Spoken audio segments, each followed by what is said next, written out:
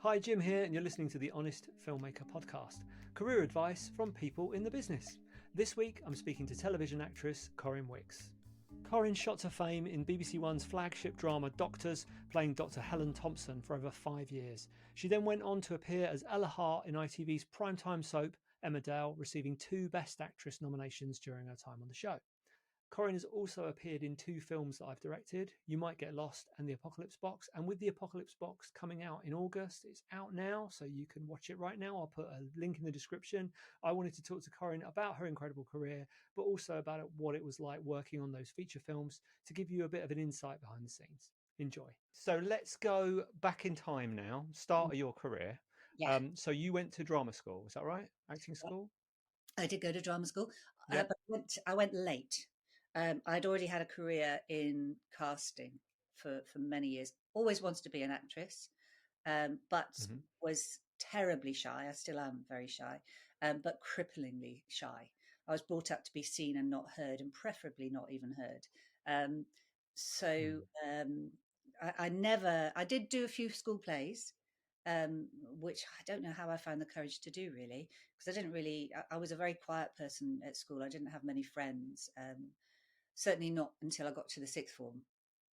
And then I kind of flourished a bit. But I always wanted to be an actress. I think because I had a TV in my room, and that's what I did. I used to watch, TV all the time, a bit like that now. So where this ambition came from, I don't know. I don't come from a theatrical family in any way, shape or form. So it took me a long time to get round to doing it. I worked in the box office at the local theatre and then worked my way up to be the assistant of the artistic director there. And then I took over the casting role, and then I moved into TV casting, yada, yada, yada. And then by the time I was 26, no, I tell a lie. I used to lie about my age all the time. I would have been 28 when I made the decision to go. Yeah. And I was lying by the pool in Crete with my mum and my sister. We'd gone on our first ever abroad holiday. I was lying by the pool, and I said to myself, okay, you can apply to one drama school. You won't get in because you've got no talent, no experience, no nothing. Can't tell anybody because it's going to be so embarrassing, if I let people know and I don't get in. But then I can put this to bed and I can focus on my career as a casting director, because the casting director I worked for at the time, Doreen Jones, we worked on big things like Prime Suspect and DLM Pasco and films and things. Bless her, she's dead now, so she's no use to me anymore. But anyway, she was talking about sort of handing over the reins to me. And I was getting more and more jealous of people that were coming in who were younger than me, because I started when I was quite young, and that was fine when older people were coming in. But when younger people started coming in for jobs, and I thought, well, if they can do it, I was getting really jealous, and I thought, I can't put my heart and soul into casting people that I'm actually really jealous of. So I applied for one drama school. My then boyfriend was an actor, and he'd been to Webber Douglas. And the 2 schools at the time that I really liked were Webber Douglas and LAMDA, because as a casting director, I used to go to see the student shows all the time. And at that time, those were the 2 schools that I thought were the best. Now, Doreen, my boss, was on the board of LAMDA, so there was no way I could apply there, because she would know. So I just applied to Webber Douglas.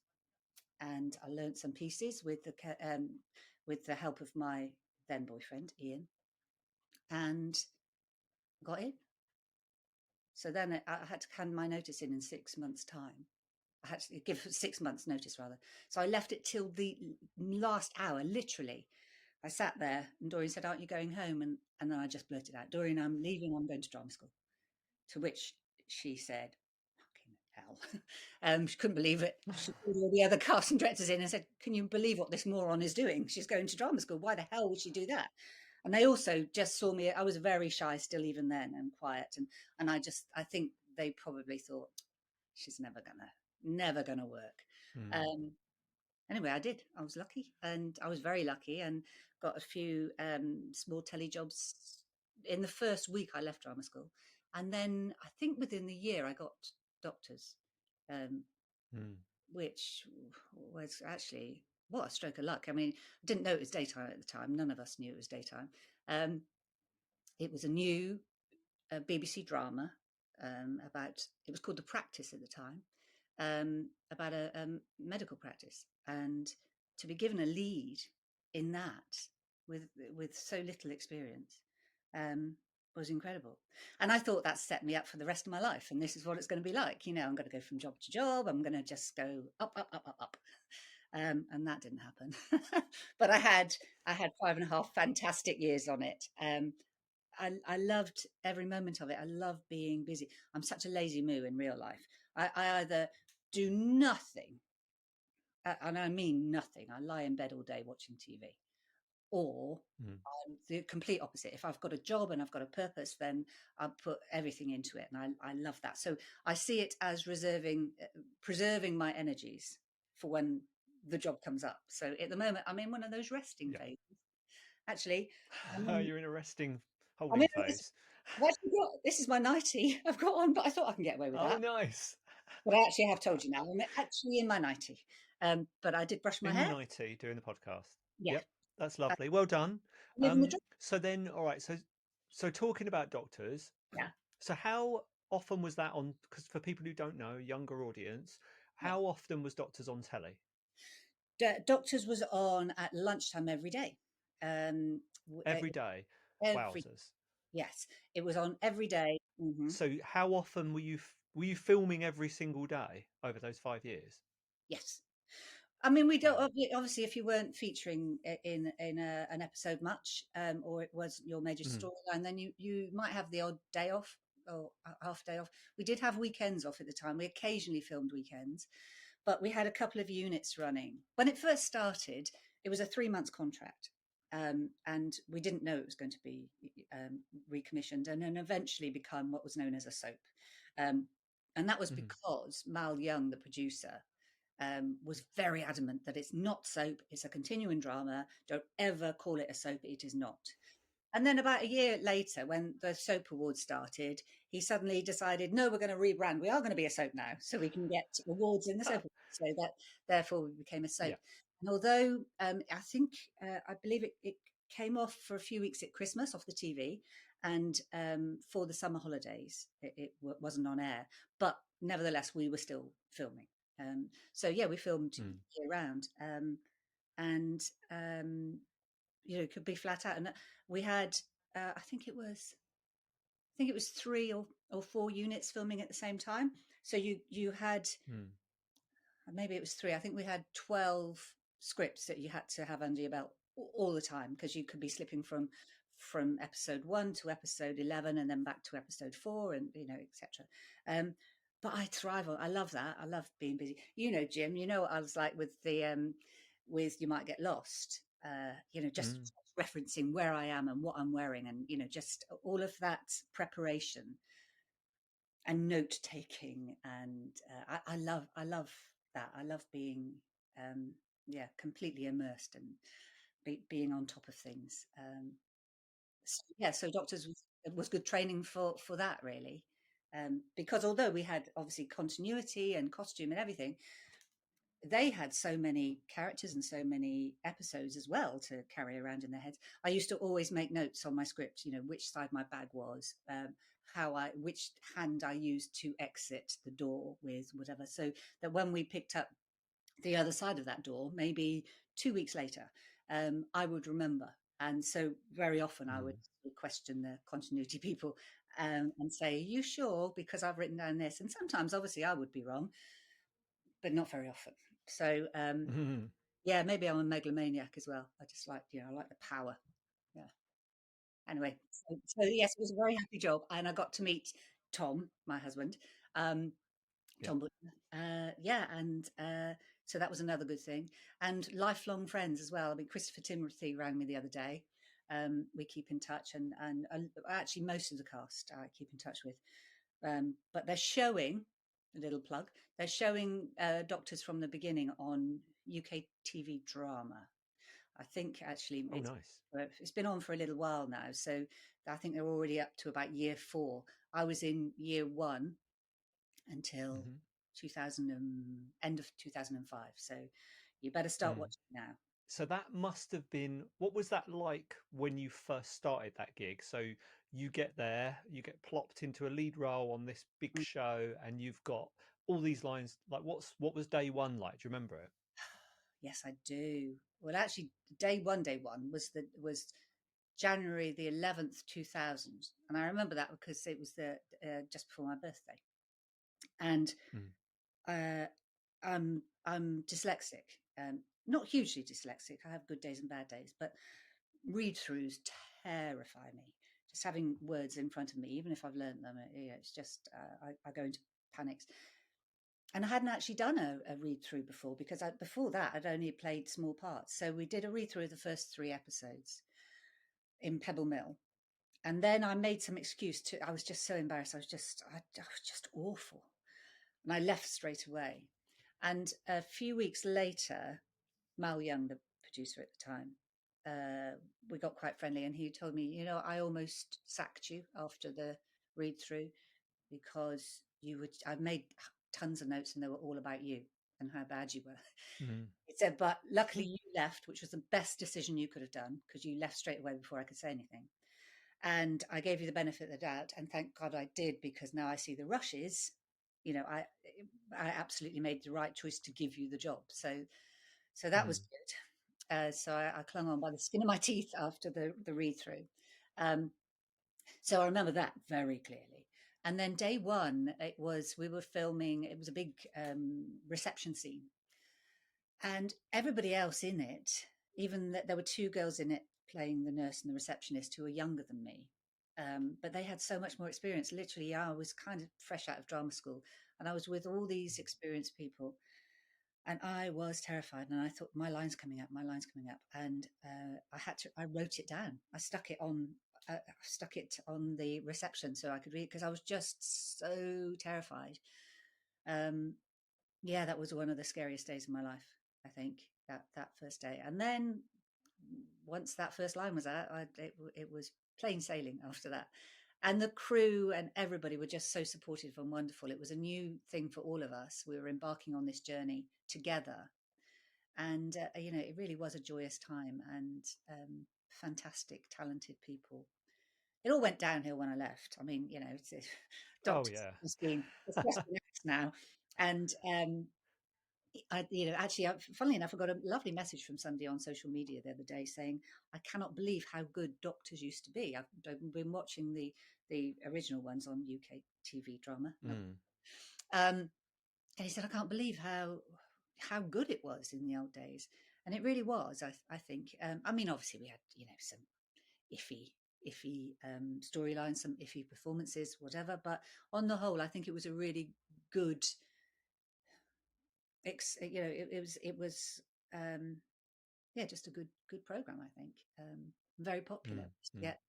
We used to get I think about between 3 and 4 million, which was a huge amount of viewers at that time for that time slot as well, and a load of Mm. students, loads of students and older people, obviously, but loads of students. And I've subsequently met a few people that have stopped me in the street, and one lady that wrote to me when I was in it, and I wrote back. She was going through a very tough time as a kid, and we corresponded for a little while. And then she subsequently contacted me a couple of years ago on social media, and we've been corresponding since. But anyway, she became a nurse because of watching me in Doctors. And somebody just about 2 years ago stopped me on Old Compton Street at this guy and said, "Oh my God, it's you. You made me want to be a doctor." And now he is. He went and trained, and he's a doctor, and so that's nice. So I was obviously a Mm. little bit convincing, even though I'm a complete and utter wimp in real life, and I faint when I have a blood test. But I was obviously convincing enough as a doctor. So Yeah. there you go. I'm sure you were. I'm sure you were. So then, for people who are new to acting, Mhm. obviously you had to learn a lot of lines. Like, I've seen you on set. It's very rare that you flub a line, and I've seen you get very annoyed with yourself when you do. Oh. So very rare you flub a line. So what is your technique for remembering all those lines?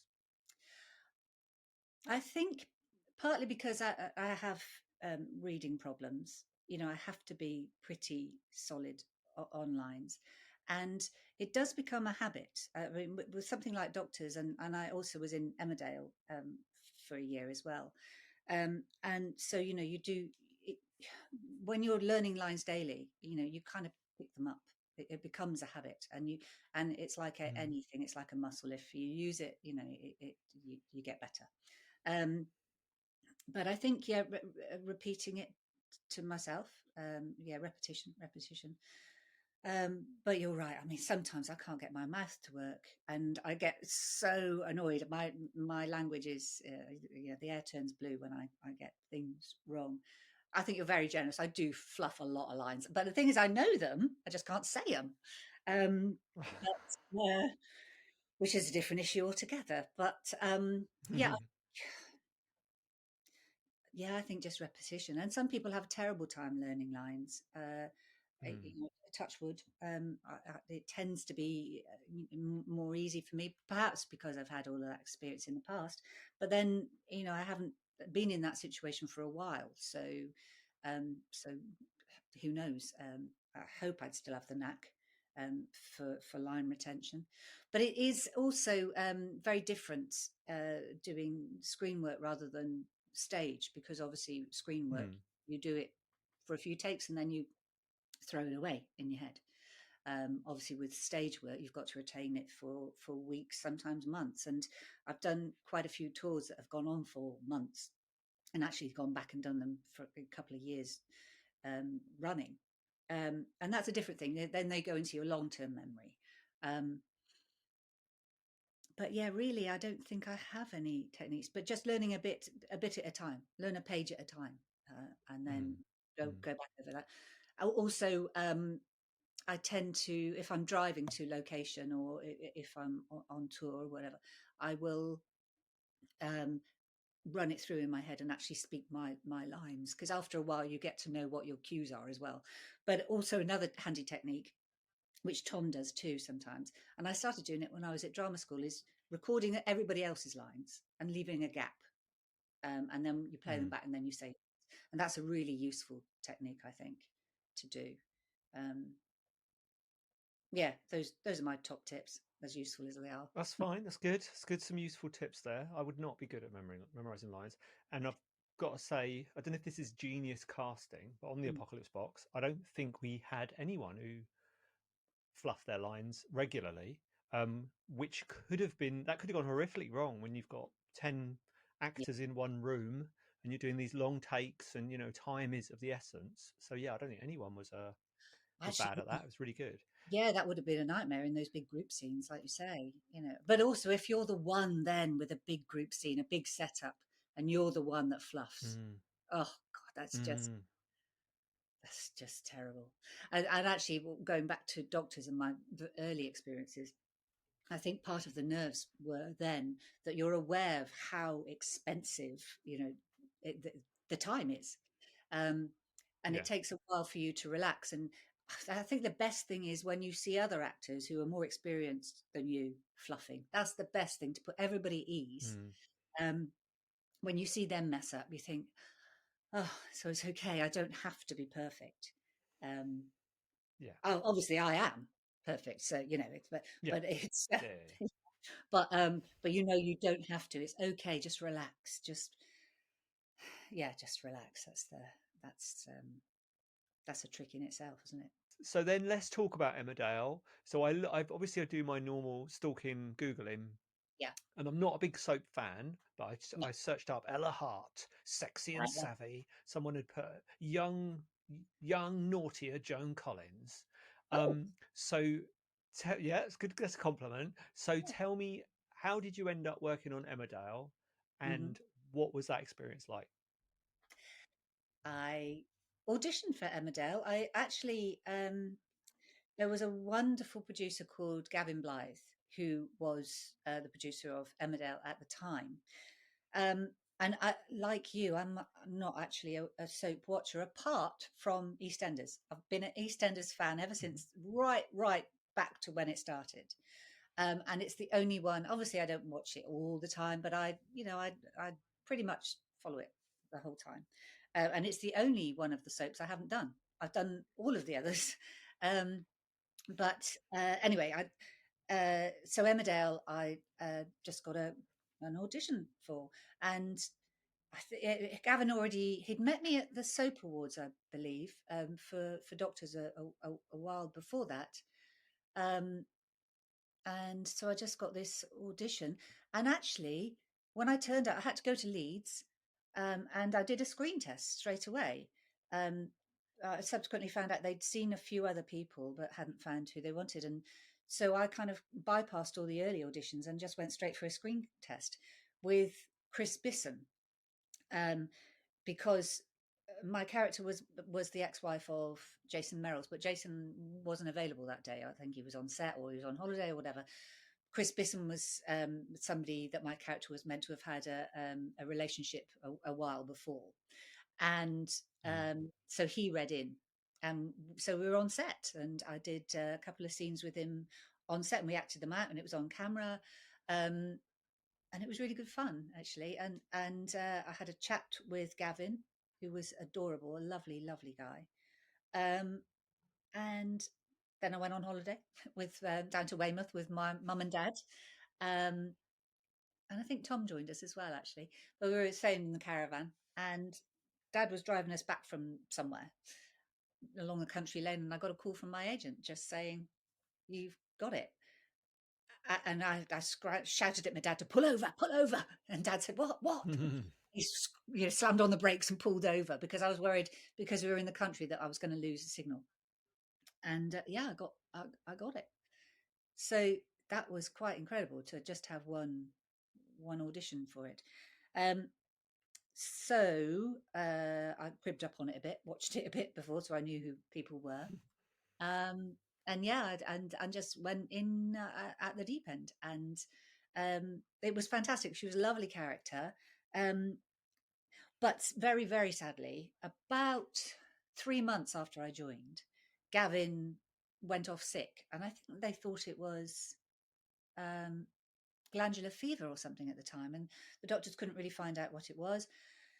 And then he never came back. He very, very sadly died. He was, I don't know, he was about 50, young children, everything. Gorgeous man. But it meant that my character and my daughter in it, we were his invention. And so they really didn't know what to do with us after that. They kind of played out the storylines he set up before, was that I was going to have an affair with my daughter's boyfriend, lovely Adam Thomas, and who actually I found out not that long ago. I remember him saying, "Oh, I've had a crush on you ever since Doctors," and I thought he must have seen a few episodes when he was a kid. Actually, no, he played my patient in an episode of Doctors when he was about 12. No way. And and somebody sent me a screenshot of us. And I thought, oh my God, did we actually? And I sent it to Adam. I went, I cannot believe.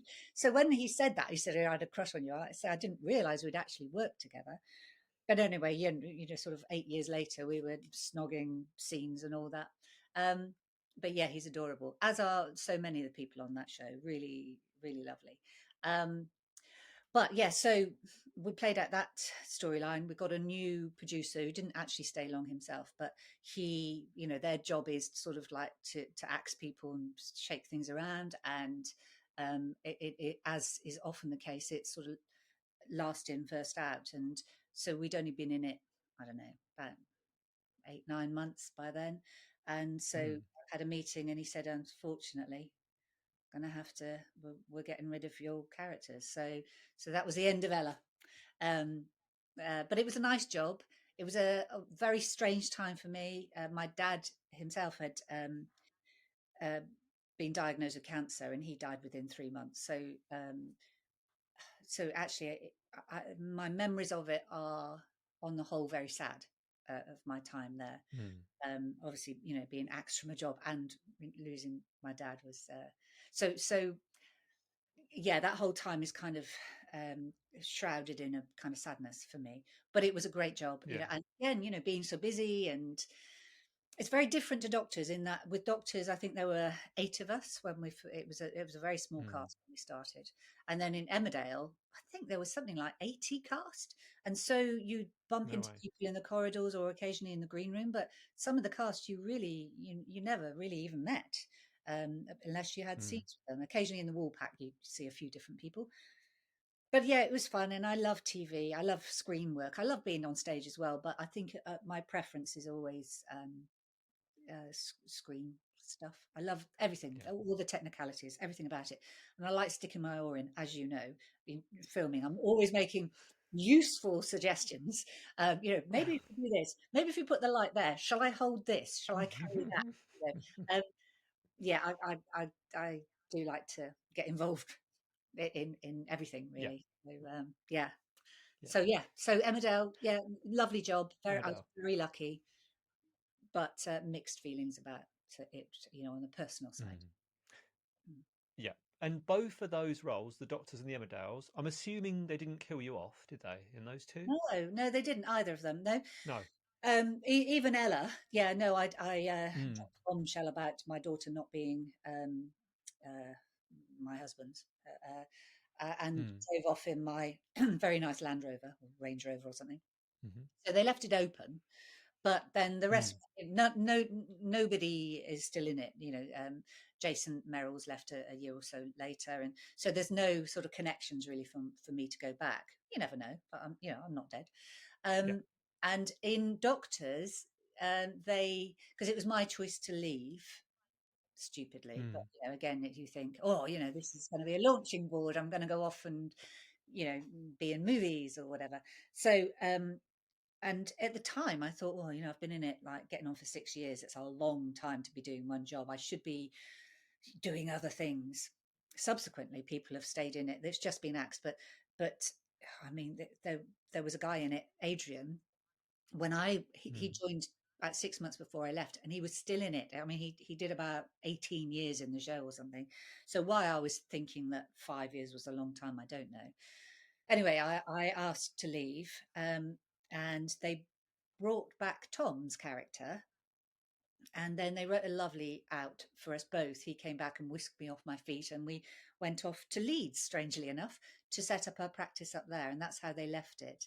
And I was always hoping that they might bring us back at some point, but like I say, it's Doctors is no more. It's still on the telly at the moment, but I think the last episodes go out at Christmas or something, but they're not actually filming anymore. So you never know.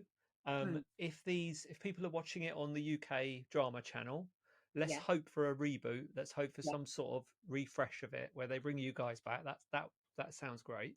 that does. Um, so then, yeah, sounds good to me. So if you could now go back in time and give yourself some advice at the Mm. beginning of your acting career, what would it be?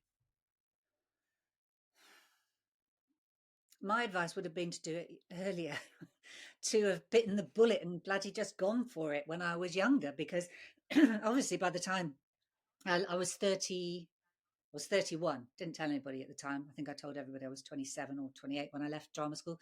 But in reality, I think I was 31. So by that time, I was Mm. too old for my Juliet, wasn't I? In so many roles, and especially as a woman, sadly, well, for anybody that's sort of over 40, but for a woman, really, it does get tougher and tougher. So yeah, I think I just wish I had had the courage to just go for it earlier. But then on the other hand, I was terribly shy. I had no experience in anything. And so maybe if I'd have tried it earlier, maybe it wouldn't have worked. Maybe I wouldn't have got into drama school. Maybe even if I had, Mm. didn't have the life experience, which I think helps enormously. Um, yeah, I mean, but what's the point of saying what ifs, really? Um, I did it when I did it, and it worked out. Uh, but Mm. sorry, that I just got an email That's all right. through. It's probably a job offer. I'm It's probably Doctors. The yeah. rebooting. um, but yeah, that I think that would be my advice. Yeah, I don't know. But this isn't very useful, is it, to your listeners? Apart from No, it's interesting. That's started sort of biting the bullet, going for it earlier. I think people who want to be performers might assume, oh, I've got to be gregarious and outgoing and have loads of confidence to do that role. But it's yeah, nice to hear that you've come from someone who's not necessarily had that confidence.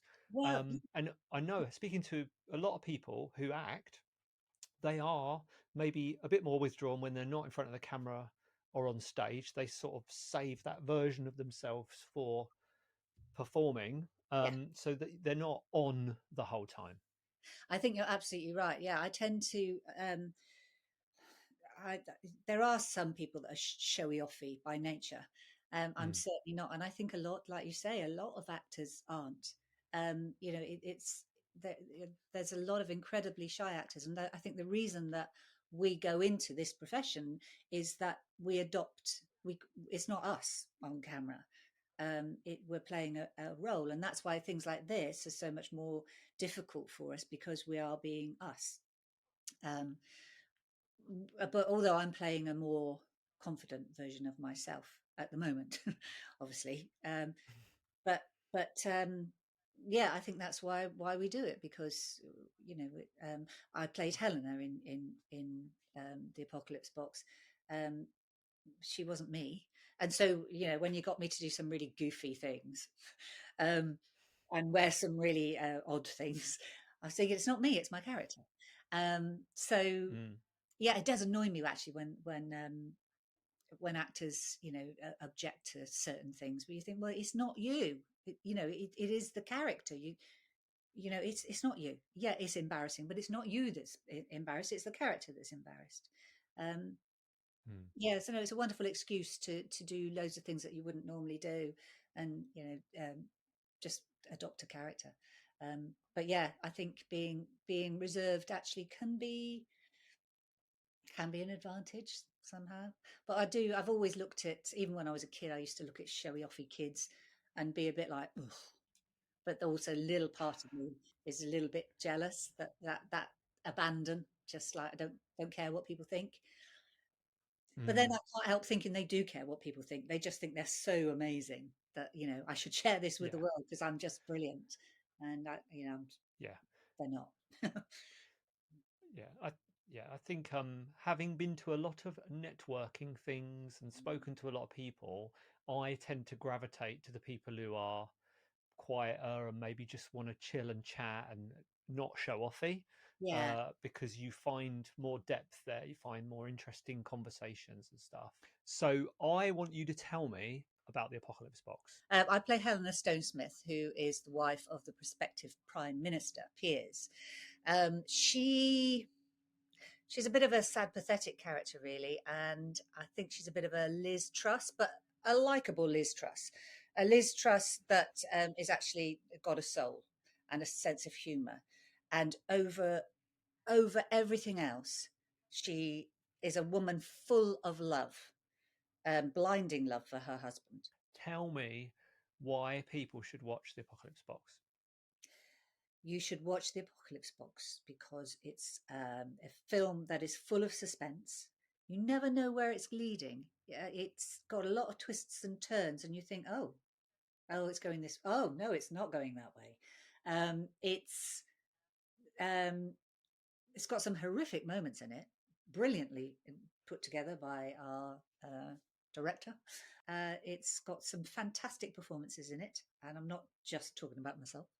Um, and it's also very prescient and very much something to watch at the moment. Not only have we just had our own election, which thank God went the right way as far as I'm concerned, um, but also with what's going on in the States and Trump. It's got a very uneasy sense of foreboding about the whole thing. So yeah, it's if you want to jump, if you want to be shocked, if you want to just go on a crazy roller coaster ride, watch the Apocalypse Box. You won't regret it. Hope you enjoyed that episode. If you'd like to hear from more industry professionals, how they got into the business and how you can do the same, or you just want to listen to some cool stories from movie sets around the world, then please do subscribe to the Honest Filmmaker podcast.